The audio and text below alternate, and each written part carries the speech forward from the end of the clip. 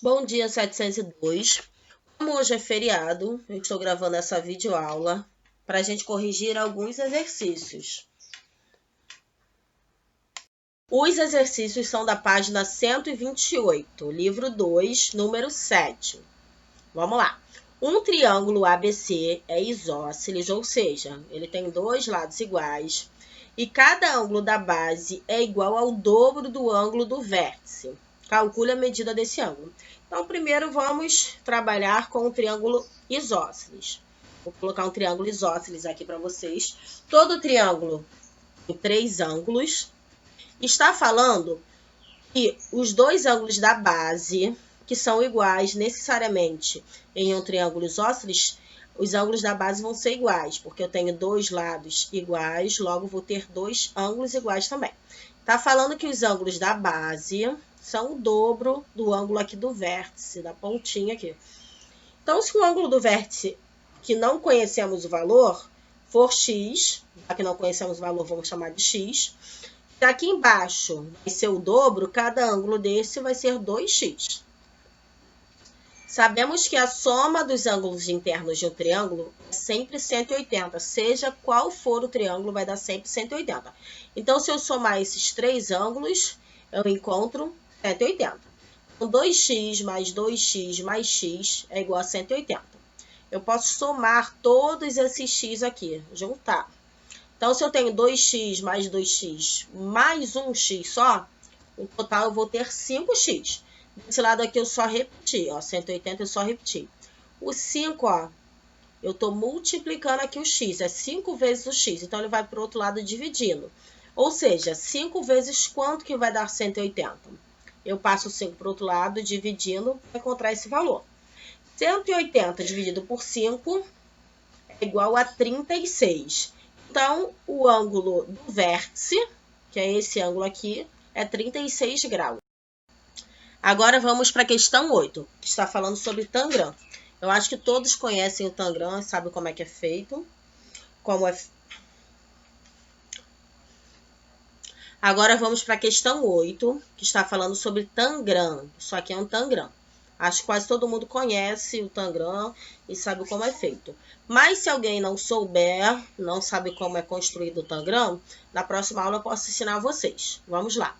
O tangram pode ser construído por meio de dobraduras, o que faz com que suas áreas das figuras que ele representam tenham uma relação de equivalência.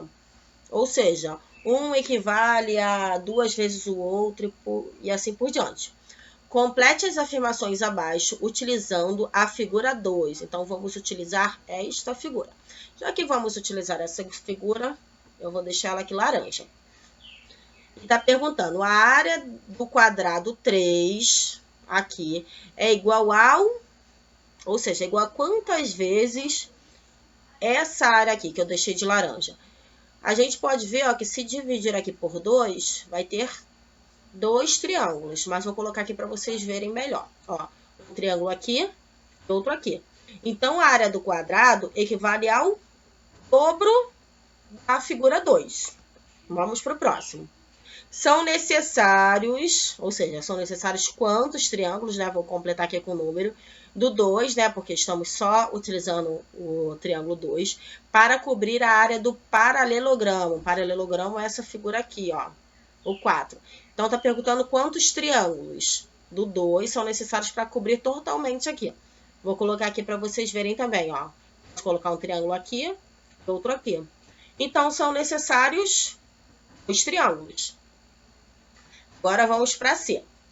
Utilizando, está perguntando quantidade também, utilizando quantos triângulos? Para cobrir a área do triângulo médio, ou seja, desse aqui, ó, o 5.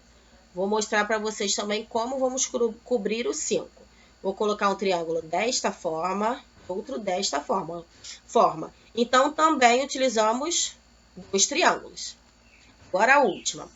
A área do triângulo grande, esse maior aqui, pode ser qualquer um dos dois, porque eles têm a mesma área. Equivale a, ou seja, equivale a uma certa quantidade da área do triângulo 2. Então, quantos triângulos do 2 que está aqui, eu consigo cobrir esse inteiro? Eu vou colocando para vocês verem, ó. Coloquei 1, 2, 3, 4.